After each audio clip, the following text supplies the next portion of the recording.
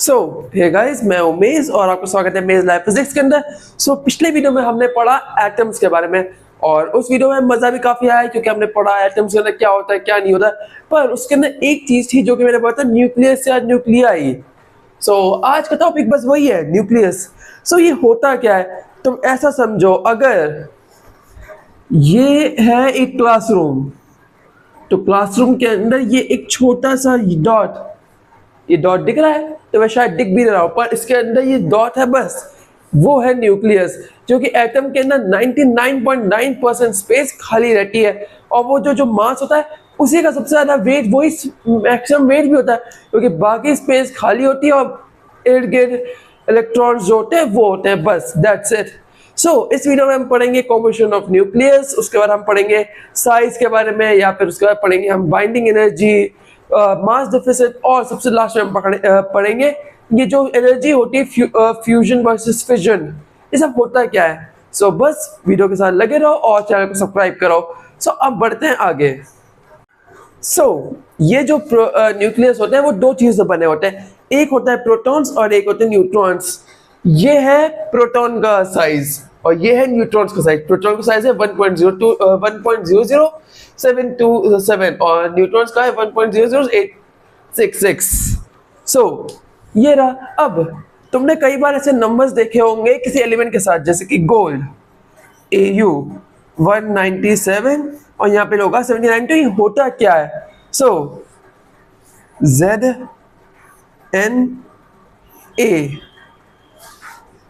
ये वर्ड्स क्या है?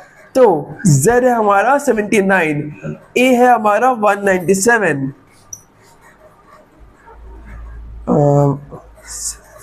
79 और ये है 197।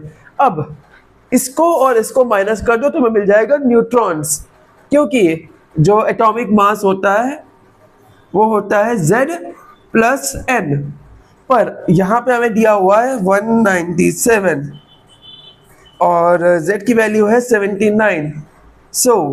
N बचा। अब 197 में से 79 को माइनस कर लो तो तुम्हारा आ जाएगा N। इसको करके देख लेते हैं। 197 79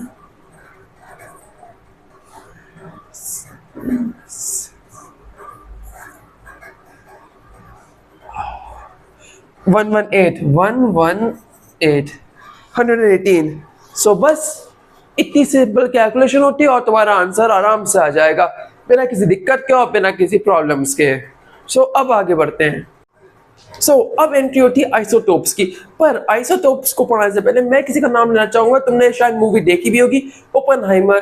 पूरा नाम है रॉबर्ट जे ओपेनहाइमर। ये थे कौन? ये थे सबसे पहले साइंटिस्ट, या फिर उनको कह सकते हो फादर ऑफ न्यूक्लियर बॉम्ब्स। पर याद है उनका सबसे famous dialogue, now I am become the death destroyer of the world. ये एक कोट थी भगवत गीता से। ये कोट आया क्यों? एक साइंटिस्ट और एक भगवत गीता और एक अमेरिकन जूइश बोल सकते हैं, पर हाँ, ये तीन चीज कनेक्टेड कैसे है? तो ऐसे समझो, इन्होंने स्टार्ट की थी वो जो रिसर्च है 1941 और 42 में। ये स्टार्ट हुई थी 1941 से 42 के बीच में इन्होंने करी थी रिसर्च न्यूक्लियर प्रोग्राम्स के ऊपर सब कुछ। और 1945 की जुलाई के ऊपर 16 जुलाई 1945 में हुआ था पहला टेस्ट, जिसको कहते हैं ट्रिनिटी टेस्ट। ये वही जगह पे है जहां पे हुआ था और मूवी में दिखाने वाली पूरी चीज एकदम सच थी, क्योंकि तुम जानते हो वो नोलन है, वो बेस्ट है हिस्टोरिकली भी और सब कुछ भी। पर उसके बाद उन्होंने ये डायलॉग बोला। क्यों बोला? पर बाय द वे इनको पता कैसे था कि कौन सा डायलॉग या कौन सा कोड बोलना है? तो उन्होंने भगवत गीता पढ़ी थी अपने कॉलेज टाइम पे, जब वो कॉलेज में पढ़ते थे। लेकिन 1930 में उन्होंने जाके पढ़ा बर्कली में संस्कृत। क्यों? क्योंकि उन्हें भगवत गीता को ओरिजिनल जैसे संस्कृत में लिखी है वैसा पढ़ना था। सोचो, बेस्ट साइंटिस्ट भी लिटरल संस्कृत या भगवत गीता पढ़ते हैं, हम क्यों नहीं? पर उन्हें पढ़ा, उसके बाद वो फायदा कैसे हुआ? क्योंकि अगर उन्हें पढ़ा था तो कोई फायदा तो था। वो फायदा दिया मॉरली। तुम जानते हो कि न्यूक्लियर बॉम्ब से कितनी बड़ी तबाही होती है। जापान में हुई, द फैट बॉय, हिरोशिमा में, तुम्हें पता था। लेकिन उन्होंने ऐसे देखा कि देखो, मैं एक साइंटिस्ट हूँ। ये मेरा काम है कि मैंने एक टूल बनाया है। अब इससे मुझे कोई अटैचमेंट नहीं होनी चाहिए, उसके आगे के कॉन्सिक्वेंस से मुझे कोई अटैचमेंट नहीं होती, जिसको हम कहते हैं निष्कर्म कर्म। एक तरीके का वो कह सकते हो कि मैंने ये बॉम्ब बनाया, अब ये बॉम्ब मैंने तुम्हें दे दिया, बस अब इसके बाद जो भी होगा ये बॉम्ब तुम जहां भी इस्तेमाल करो उससे मेरा कोई वो नहीं है, मुझे गिल्ट नहीं होना चाहिए, बस इतनी सी बात थी। और एक और होता है, उन्होंने एक और चीज देखी, ये मॉरली था कि ये धर्म एक तरीके से ड्यूटी, उनका ड्यूटी था वो था अपनी कंट्री के तरफ।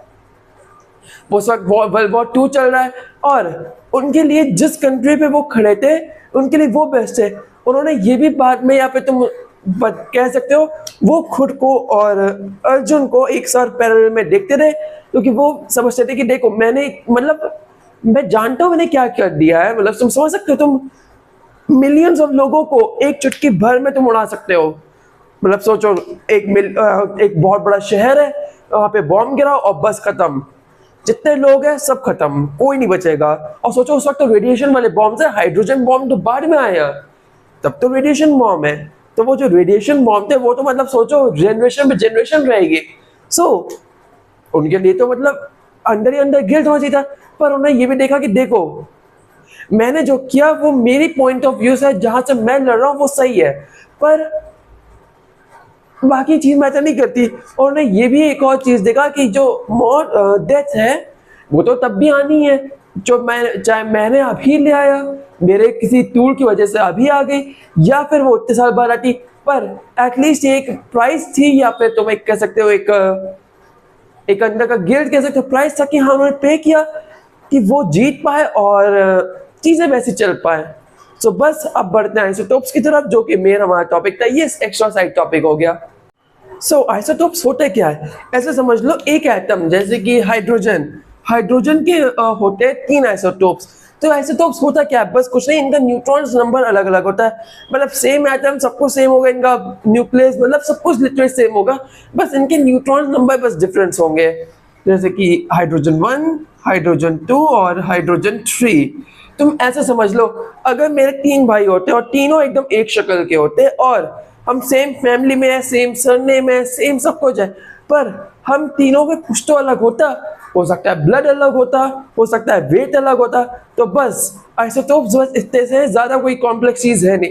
अब आते हैं अब साइंटिस्टों ने ये जो न्यूक्लियस है उसका साइज का फॉर्मूला दिया, और वो फॉर्मूला था R = R0 A/1/3, A 1/3। यहाँ पे R0 की जो वैल्यू है 1.2 × 10⁻15 मीटर। और बाय द वे गाइस, इसको ही बोलते हैं न्यूक्लियस रेडियस फॉर्मूला। बस साइंटिस्ट ने दिया। जानते हो एक और फन फैक्ट, जो वॉल्यूम होती है वो प्रोपोर्शनल होती है A के। इसका मतलब ये है कि जो ये न्यूक्लियस की डेंसिटी होती है वो हमेशा कांस्टेंट रहती है, और वो कांस्टेंट नंबर जानते हो क्या है, वो ये 2.3 × 10⁻17 kg/m³। फन फैक्ट, ये जो डेंसिटी है ये सेम डेंसिटी न्यूट्रॉन स्टार की भी होती है। सोचो एक एटम जो कि मतलब तुम देख भी सकते हो, एक एटम जो कि मेरे जो सेल है उसके अंदर, सेल के अंदर भी मतलब एक एटम जिसकी न्यूक्लियस की डेंसिटी इतनी है, और एक न्यूट्रॉन स्टार, मतलब कितना बड़ा होता होगा न्यूट्रॉन स्टार, उसकी डेंसिटी सेम है। कमाल का है। बाय द वे, अगर डेंसिटी इतनी ज्यादा है तो मतलब ऐसा समझ लो कि अगर तुम्हें एक चम्मच न्यूक्लियस मैटर मिल जाए या न्यूक्लियर मैटर मिल जाए तो उसको रख मत लेना पॉकेट के अंदर, उसका जो वेट होगा वो बस एक ऐसा समझ लो एक माउंट एवरेस्ट जितना वेट होगा। अब आगे बढ़ते हैं। अब आता है मास डेफिसिट के ऊपर। साइंटिस्टों ने क्या किया कि प्रोटॉन्स और न्यूट्रॉन्स को कंबाइन किया और सोचा कि हम न्यूक्लियस बना लेंगे, बढ़िया है, लेकिन कैलकुलेशन क्या होनी चाहिए, n + z = a, n + z = a। a की वैल्यू तो हमें एकदम एग्जैक्ट मिलनी चाहिए, पर ऐसा नहीं हुआ। जो कैलकुलेट किया था उससे थोड़ा कम आया।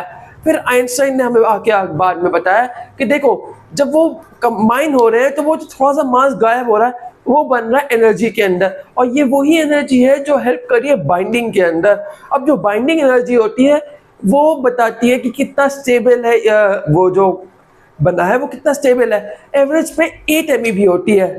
पर अब इसी के आगे आता है अगला टॉपिक, ये जो न्यूक्लियर होते हैं वो काम कैसे करते हैं फिजन और फ्यूजन के बीच में। एक फिजन क्या होता है? सबसे पहले फिजन जो होता है वो हैवी रेडियो एक्टिव मटेरियल्स जैसे कि यूरेनियम 235 उसको ब्रेक डाउन करने के लिए होता है। और जानते हो कितनी एनर्जी मिलती है?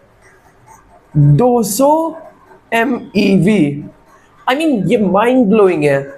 पर फ्यूजन जो होता है, फ्यूजन तो इसके लिए होता है, पर फ्यूजन जो होता है वो होता है लाइट वालों के लिए, जैसे कि हाइड्रोजन, हीलियम। पर वो पता है कितना देता है? इसका आधा, आधे का भी आधा, उसका भी आधा, मतलब लिटरली बस हाँ 23.7 MeV। आई मीन इमेजिन, ये यूरेनियम 235 से ये ऐसे है, पर ये हम यूज करते हैं न्यूक्लियर प्लांट्स के अंदर, या फिर ये चेरनोबिल अगर तुमने सीरीज देखी होगी पर तुम्हें पता होगा ये सब वहां पे यूज होता है। और न्यूक्लियर बॉम्ब्स के अंदर यूज करता है, रेडिएशन भी आ रहा होता है। ये है हाइड्रोजन वाले, कम एनर्जी प्रोड्यूस करते हैं, पर at the end of the day ये थोड़े से ज्यादा सेफ है। That's it. सेफ वेफ में कुछ भी मानते हैं, क्योंकि तुम जो मोबाइल यूज करते हो वो भी रेडिएशन छोड़ता है, पर वो नॉन आयोनाइजिंग रेडिएशन होता है।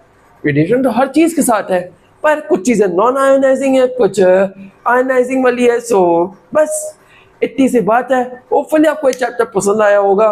चैप्टर में ज्यादा कुछ था नहीं, इजी चैप्टर था। मैंने थोड़ी एक्स्ट्रा लेक्चर क्लास भी इसमें ले ली। सो yeah, that's it. That's all for today. See you around in the next video. Till then, take care and goodbye.